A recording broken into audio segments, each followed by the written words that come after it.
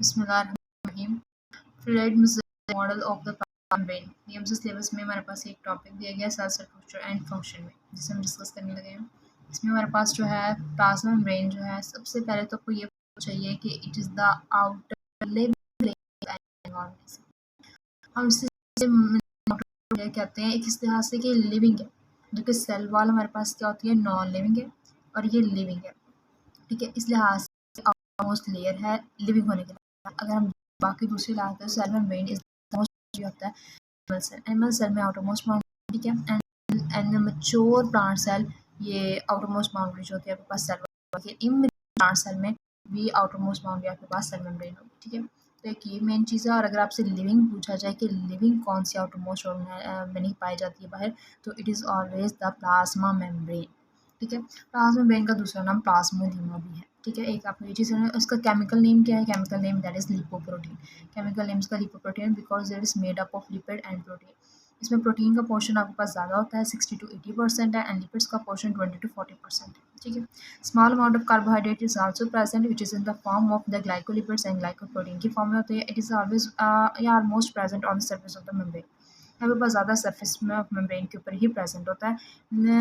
Minor amount it is present inside the cell. वरना आपके पास ज़्यादातर काम करना होता है, इसने सेल सरफेस मार्कर का काम करते हैं, यानी कि ये दोनों मिलकर आपके पास ग्लाइकोकैलिक्स की फॉर्मेशन करते हैं, जो कि सेल सरफेस मार्कर या सेल रिकॉग्निशन के लिए इस्तेमाल किए जाते हैं, ठीक है। अब हम चले जाते हैं प्रोटीन और लिपिड्स के ऊपर। तो आपके पास प्रोटीन है, ये सेल को सिलेक्टिवली परमिएबल मेम्ब्रेन बनाती है because it forms a channel or carrier protein which select the substance to allow it enter into the cell। और इस हिसाब से हम कह सकते हैं कि हमारे पास जो प्लाज्मा मेम्ब्रेन है, it is a selectively permeable membrane and the lipids which is a differential permeable membrane. ये डिफरेंट सब्सटेंस को अपने पास गुजरने देगी और कुछ सब्सटेंस को नहीं गुजरने देगी।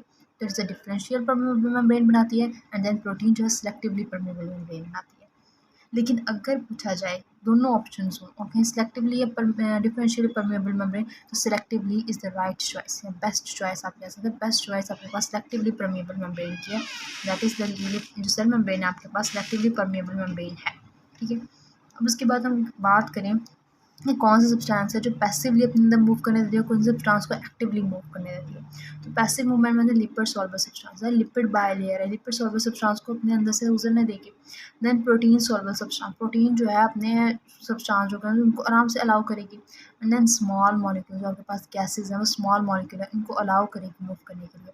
एक्टिव मॉलिक्यूल, एक्टिव ट्रांसपोर्ट में आपके पास कौन आ जाएगी, चार्जेस, आयंस, जिनके ऊपर चार्ज या आयंस जो होते हैं वो वाले कंपाउंड एक्टिव ट्रांसपोर्ट के जरिए मूव करेंगे, like sodium, potassium and polar substances it's also move across through active transport, ठीक है। अब हमारे पास यहाँ पे एक थिकनेस दी गई है, आप याद रख लीजिएगा, इतनी इंपॉर्टेंट नहीं होती वैसे थिकनेस वगैरह, काफ़ी मॉलिक्यूल है। तो 7 नैनोमीटर थिकनेस है आपके पास प्लाज्मा मेम्ब्रेन की, ठीक है। तो मेरे पास ये हो गया। And then unit membrane model है। जो हम फ्लूइड मोज़ेक मॉडल को डिस्कस कर रहे हैं, तो साथ में यूनिट मेम्ब्रेन मॉडल में भी एक निगाह डाल ली जाती है कि कर लें। तो इट इज़ सैंडविच मॉडल, ठीक है, सैंडविच मेम्ब्रेन मॉडल है कि इसमें हमारे पास जो है दिखाया जाता है कि ऊपर प्रोटीन है, आपके पास नीचे भी प्रोटीन है, दरमियान में लिपिड की बायलेयर है, ठीक है। जो प्रोटीन है ये हाइड्रोफिलिक होती है। जो आपके पास लिपिड बायलेयर, इसका जो हेड है ना, आपके पास जो सर्कल्स बने हुए हैं, ये भी हाइड्रोफिलिक होते हैं। एंड देन उसकी टेल आपके पास बनी हुई है ना, टेल्स, ये भी आपका हाइड्रोफोबिक है। तो ये ऊपर वाले यानी हेड एंड जो प्रोटीन है, ये दोनों मिलकर बनाती हैं हाइड्रोफिलिक जोन, एंड जो आपके पास टेल्स हैं अंदर, वो सिर्फ बनाती हैं हाइड्रोफोबिक जोन, ठीक है। हाइड्रोफिलिक और हाइड्रोफोबिक जोन के अंदर आपके पास ये दोनों जो आ रहे हैं, ये फॉस्फोलिपिड है, और ऊपर नीचे आपके पास ग्लोबुलर प्रोटीन्स हैं, ठीक है। तो ये सैंडविच मॉडल था। यूनिट मेम्ब्रेन मॉडल भी इसे कहते हैं। तो रॉबर्टसन ने 1959 में इसे सबसे पहले इंट्रोड्यूस करवाया था, प्रेजेंट किया था। इसके मुताबिक cell membranes composed lipid bilayer sandwich between inner and outer layer of the protein and hydrophobic component, central non protein part is phospholipid and hydrophilic part that is one polar component of the phospholipid, यानी outer polar component जो आपके पास phospholipid का head and the globular protein both sides में जो आपके पास पाई जाती है, ठीक है। तो यूनिट मेम्ब्रेन मॉडल है। इतना मतलब अगर सिलेबस में इसको डिस्कस नहीं किया गया कि ये होना चाहिए, लेकिन ज़ाहिर आपको थोड़ा पीएमसी थोड़ा आउट ऑफ भी दे देती है, तो इस हिसाब से हम लोग करें। फिर हमारे पास आ जाता है fluid mosaic model. Fluid mosaic model हमारे पास मेन मॉडल है, जिसको पीएमसी ने अपने सिलेबस में ऐड किया और कहा ये बच्चों को मालूम होना चाहिए। दैट इज सिंगर निकल्सन ने 1972 में से प्रेजेंट किया था, प्रपोज किया था, सिंगर एंड निकल्सन ने। According to this model protein layer are not continuous. मैं इनको स्ट्रक्चर के ज़रिए एक्सप्लेन करूँगी तो आपको ज़्यादा अच्छा समझ आएगी। ये हमारे पास स्ट्रक्चर दिया गया है। इसमें क्या है, आपके पास ये लिपिड है, इसकी बाय लेयर है, ठीक है, एक ऊपर है और एक नीचे। अब लिपिड के मॉलिक्यूल्स अपने आप को अरेंज किस तरीके से करते हैं। ये आपके पास जो लिपिड है ना, लिपिड, ये अपने मॉलिक्यूल्स को मतलब इसकी जो एक लेग आपके पास नीचे आ रही है जो आपके पास फोबिक है, ये वाली लेग्स, ये दोनों और ये वाली जो दो लेग्स यहाँ से आ रही हैं, ये दोनों आपस में अट्रैक्टिव हैं। अब लाइक डिजॉल्व लाइक से याद रखिएगा, पोलर अपने पास पोलर को अट्रैक्ट कर रहा है, ठीक है, तो पोलर पोलर के साथ कंफर्टेबल है। और ये जो आपके पास ऊपर हेड्स दिए हुए हैं ये हाइड्रोफिलिक है। हाइड्रोफिलिक जो है वो अपने बाहर जो वाटर मौजूद है उसके साथ कंफर्टेबल है। तो जो आपके पास हाइड्रोफिलिक पोर्शन है वो आपको हेड के ऊपर साइड पर है, एंड देन वो वहाँ बाहर भी वाटर है, अंदर भी वाटर है, दोनों वाटर वाटर के साथ क्या होंगे, आपके पास हाइड्रोफिलिक जोन उस तरफ मूव कर जाएंगे और जो टेल्स हैं आपके पास वो इनवर्ड मूव कर जाएंगे। ये वाटर मॉलिक्यूल के अंदर सॉल्युबिलिटी की वजह से हाइड्रोफिलिक पोर्शन जो है ये इसको एक शेप प्रोवाइड करता है कि आपके पास एक बाहर चीज़ होगी चीज़ और एक अंदर की तरफ मतलब बाहर चीज़ अंदर होगी, ठीक है। और इतनी खास नहीं, बस आपको ये पता होना चाहिए हाइड्रोफिलिक जोन हमारे पास बाहर होते हैं और हाइड्रोफोबिक जोन जो है वो अंदर बना हुआ है, ठीक है। जो हाइड्रोफिलिक है वो वाटर की तरफ इसका मतलब डायरेक्शन है और जो हाइड्रोफोबिक की है वो अंदर है, ठीक है।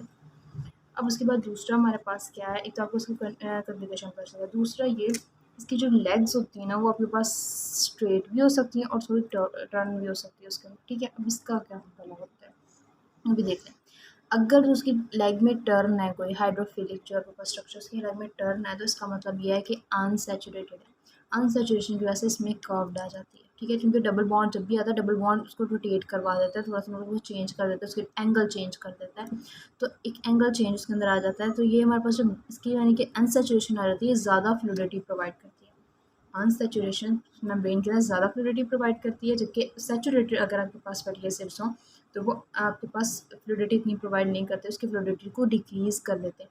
कैसे फ्लूइडिटी को डिक्रीज़ करते हैं, क्योंकि इनके बिटवीन, इनके लेग्स के बिटवीन आपके पास कोलेस्ट्रॉल के मॉलिक्यूल पाए जाते हैं। कोलेस्ट्रॉल के मॉलिक्यूल्स जो हैं इसके अंदर एम्बेडेड होते हैं। अगर तो उसकी मतलब लेग्स, आपकी लेग्स से याद रखें कि लेग्स ज़रा एकदम स्ट्रेट होंगी तो वो ज़्यादा मूव नहीं कर सकेंगी, ठीक है, दरमियान में इसके कोलेस्ट्रॉल के मॉलिक्यूल वो उसे मूव नहीं करने देंगे। जबकि अगर वो लेग्स यानी कि उसको टेढ़ी मेढ़ी होंगी तो वो क्या करेंगे, उसको फ्लूइडिटी प्रोवाइड कर रहे होंगे। इससे आपने याद रखना है अनसैचुरेटेड फैटी एसिड में ज़्यादा फ्लूइडिटी होती है। उसके बाद हमारे पास है ग्लोबुलर प्रोटीन है, इंट्रिंसिक प्रोटीन, ये सब कुछ कैसे है। आपके पास एक ग्लोबुलर प्रोटीन्स, ऑलमोस्ट तमाम ग्लोबुलर प्रोटीन्स यहाँ पर पाई जाती हैं, ठीक है। कुछ स्ट्रक्चरल प्रोटीन्स भी होते हैं जो स्ट्रक्चर प्रोवाइड करने हैं, लेकिन intrinsic and extrinsic protein, main ये वर्ड याद रखें। एक आपके पास है एक्सट्रिंसिक प्रोटीन, एक है इंट्रिंसिक प्रोटीन। जो एक्सट्रिंसिक प्रोटीन है वो पेरिफेरल प्रोटीन है जो कि सिर्फ ऊपर ऊपर पाई जाती है, ठीक है। आपके पास है सरफेस प्रोटीन कह सकते हैं, जबकि इंटरनल प्रोटीन्स जो आपके पास वो हैं जो थ्रू आउट पाई जाती हैं, मतलब ये अंदर से और बाहर दोनों तरफ से उसको मतलब कि आपको नज़र आ रहे होंगे। दैट इज़ ऑफ आपके पास इंटेग्रल प्रोटीन, ये इंटेग्रल प्रोटीन आपके पास करेंगे, ये एम्बेडेड होती हैं, जबकि पेरिफेरल प्रोटीन सरफेस पे ही प्रेजेंट होती हैं, ठीक है। अब आपके पास यहाँ पे और स्ट्रक्चर दिए गए हैं, जो अल्फा हेलिक्स प्रोटीन भी हो सकते हैं इंटेग्रल प्रोटीन के अंदर, जो कि through out the structure present है। देन उसके बाद अगर प्रोटीन्स के साथ कार्बोहाइड्रेट आके लग जाए तो आपके पास जिसे हम कहते हैं ग्लाइकोप्रोटीन। अगर लिपिड्स के ऊपर कार्बोहाइड्रेट लग जाए, जैसे कि आपको ये नज़र आ रहा है स्ट्रक्चर, तो इसे हम क्या कहेंगे, ग्लाइकोलिपिड कहेंगे, ठीक है। तो मैं कार्बोहाइड्रेट जिस चीज़ के साथ जाके लगते हैं वो उस चीज़ का नाम बना देते हैं, ठीक है। हमारे पास है फॉस्फोलिपिड के मॉलिक्यूल्स हैं, ठीक है। फॉस्फोलिपिड के मॉलिक्यूल्स यहाँ मौजूद हैं, कोलेस्ट्रॉल अंदर मौजूद है, ठीक है। 7 नैनोमीटर थिकनेस है, पेरिफेरल प्रोटीन है, कोलेस्ट्रॉल्स हैं, ठीक है। तो ये तमाम चीज़ें यहाँ पर पाई जाती हैं। अब हम मज़ीद इनका एक एक स्ट्रक्चर जो है ना उसे डिस्कस कर लेते हैं, ठीक है, कि वो किस तरह का है।